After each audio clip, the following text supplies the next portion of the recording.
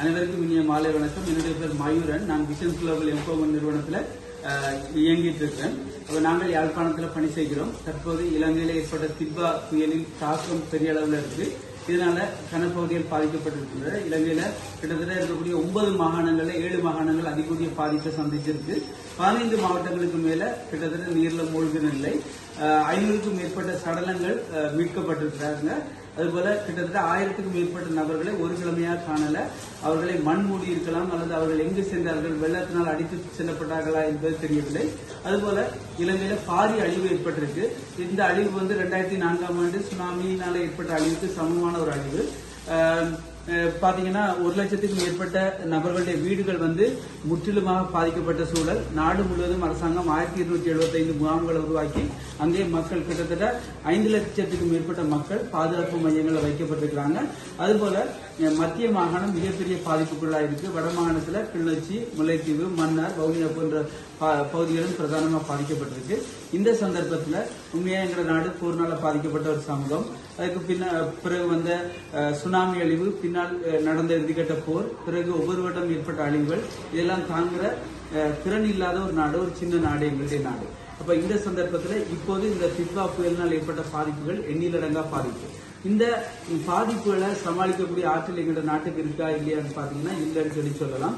2022ஆம் ஆண்டு 2023ஆம் ஆண்டு ஏற்பட்ட பொருளாதார சிக்கல்ல இருந்து இப்பதான் மீண்டு வந்துட்டு இருக்கோம். மீண்டும் எங்களுடைய மக்களுடைய பொருளாதாரம், வாழ்வாதாரம் எல்லாத்தையும் குலைச்சி சேர்ந்திருக்கு இந்த புயல். எங்களுடைய சொத்துக்கள், உடைமைகள் எல்லாம் சேதமாயிருக்கு. வீடுகள்லாம் போயிட்டு, கல்வி உபகரணங்கள் எல்லாம் போயிட்டு அந்த சந்தர்ப்பத்தில் கஷ்டப்பட்டு இருக்கோம். இப்போதைக்கு நிவாரண உதவியாக நாங்கள் விஷன்ஸ் குளோபல் எம்பவர்மெண்ட் என்ற நிறுவனம் நாங்கள் கொஞ்சம் காசை சேகரித்து சில உதவிகளை செய்துட்டு இருக்கிறோம். அப்ப நாங்கள் சமைத்த உணவுப் பொருட்களை அரசு வழங்கிட்டு இருக்கு. அப்ப உணவு அல்லாத பொருட்கள் அப்படின்னு சொல்லி பார்க்கும்போது நுழம்பு வலை, உண்மையா மழைக்கு பின்னால ஏற்படக்கூடிய சுகாதார சீர்கேட்டை போக்குவதற்கான ஒரு நுழம்பு வலை, பெட்ஷீட், டவல், சரம், இதுபோல டெட்டால், மருந்து பெனடோலா இருக்கலாம், டாக்ஸிசைக்ளினா இருக்கலாம், அதுபோல பெண்களுக்கான சானிட்டரி பேக்கா இருக்கலாம், குழந்தைகளுக்கான பால் மாவு, பிஸ்கட், குழந்தைகளுக்கான சத்து மாவு போன்ற உபகரணங்களை உட்படுத்திய ஒரு நிவாரண பொதிகளை நாங்கள் பேக் பண்ணிட்டு இருக்கோம். இந்த பொதிகள் எல்லாம் கிளிநொச்சி, முல்லைத்தீவு மாவட்டங்களுக்கு மட்டும் இல்லாம மத்திய மாகாணத்துக்கும் போருக்கு. பாத்தீங்கன்னா இதுல பாருங்க, இது மருத்துவ உபகரணங்கள், அடிப்படை மருத்துவ உபகரணங்கள், தற்போதைய சூழலுக்கு தேவையான உபகரணங்கள். அதுபோல இங்க பார்த்தா உங்களுக்கு தெரியும், பெண்களுக்கான சானிடரி நாப்கின்ஸ் வச்சிருக்கோம். அதுபோல நுழம்பு வலைகள், பெட்ஷீட்ஸ் அப்படின்னு சொல்லி இருக்கு. இங்க ஏற்கனவே பல பொதியிடப்பட்டு உண்மையாக டிஸ்ட்ரிபியூஷனுக்கு தயாரான நிலையில இருக்கு. அப்ப இந்த சந்தர்ப்பத்தில் நாங்கள் உங்களிடம் கோரிக்கை வைப்பது என்ன அப்படின்னா, எங்களுடைய பொதி எடுத்துக்கொண்டீங்கன்னா பொதியில இலங்கை காசு, பொதியோட மதிப்பு இலங்கை காசுக்கு கிட்டத்தட்ட 6,200 ரூபாய்.